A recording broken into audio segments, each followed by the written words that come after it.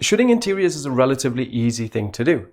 Essentially, we have no moving objects to deal with, and we can move certain elements in the room to complement our composition. The only challenge that we have is shooting a high dynamic range of light. But if we capture the correct brackets, that should make exposure blending relatively simple, so we'll come out with a nice and balanced image. Now, in terms of composition, I'm not going to give you too many tips here because we all have our own style of composition, and no doubt when you're shooting interiors, you're going to shoot one room from lots of different angles. So you're going to come out with a lot of different compositions. But I am going to give you some core tips that you can use in almost every composition to improve them. Firstly, try not to shoot with your camera too high or pointing down.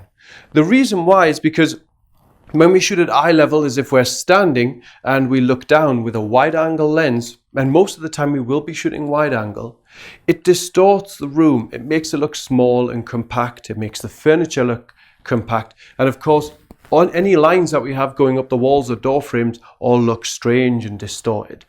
And that's both barrel distortion and perspective distortion combined because we're using a wide angle lens. Now, I'm just going to show you what it looks like when I take this shot from high above. And as you can see from that example image, it doesn't really give us a particularly good composition. And like I said before, it makes the room look really compact. The way I think of it is if a giant was in the room looking down, the room would look small. But if a child's looking in the room, it obviously looks a lot bigger. So with that in mind, the best way to compose most of the time, not every time, is to lower your camera. So I'm going to bring my camera down to roughly eye level as if we were sitting on the sofa there. So now I've lowered my camera and tripod, I can compose my image. And the first thing I want to do is look at the elements in the room that I think are interesting. So we have the original fireplace over there. We have a balcony over here with two nice big double doors that's letting in plenty of light. And we also have a nice wooden flooring. So we want to try and capture all of that in one image. And I believe this is the best composition for it. Now, the other thing that we can do, which is good advice for any type of photography, be it landscape or cityscapes, is we can try and frame our image to give our scene a sense of completion. Now, I have a door frame here, which is connected to the door to the outside balcony.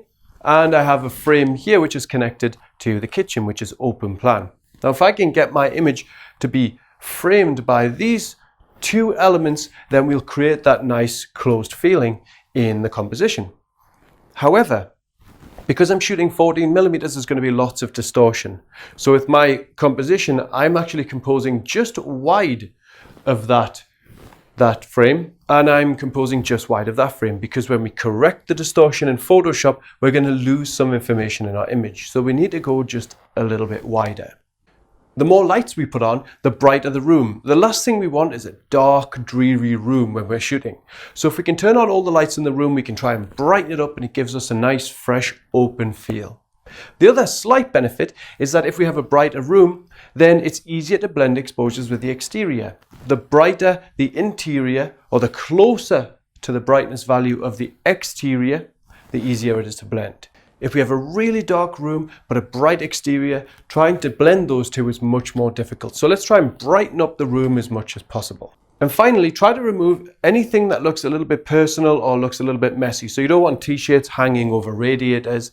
You don't want any books lying around. Just try and make the room nice and neutral. So to shooting, the first thing we want to do is compose our shot. So I've already done that. I've already framed it nicely. Now I'm going to manually focus. And I'm going to choose that cushion, which is further away because it's got some nice patterns so we can see if that sharpens up. Then we need to change the settings in our camera.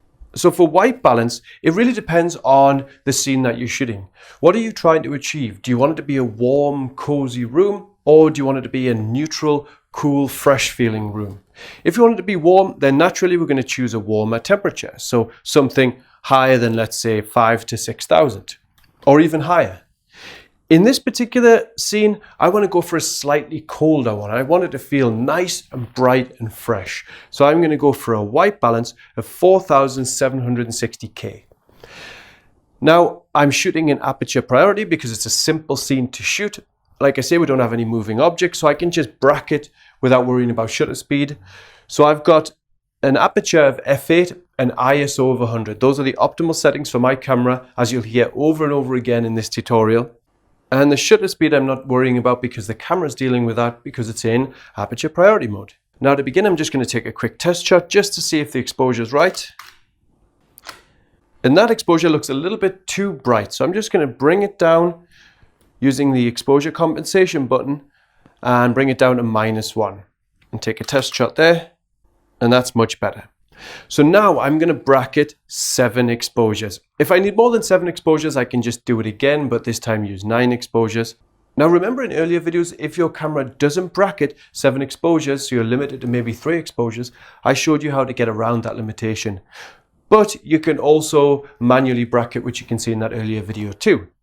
So with my 7 brackets, I'm just going to make sure I've got my remote set to multiple shots mode and shoot. And with that done, we can look at our images. So this is our base exposure. This is our darkest exposure. So we've definitely captured the bright exterior there. There's no overexposed highlights. And we've got a second darker exposure here where the exterior is just a little bit brighter. We might actually use that one in the final image. So even though we have 7 exposures, we'll probably only use 3 when we're post-processing. And here's the next darker exposure. And here are the 3 brighter exposures. So we can see we've captured a full range of light in all of those scenes.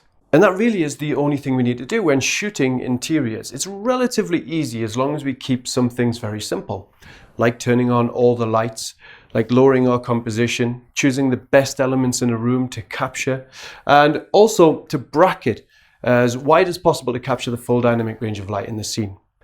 Like I said, this is probably one of the easiest tutorials because there isn't really much in the way of challenging elements. The more difficult part is the exposure blending later on, but I'm going to show you how we can make that really easy.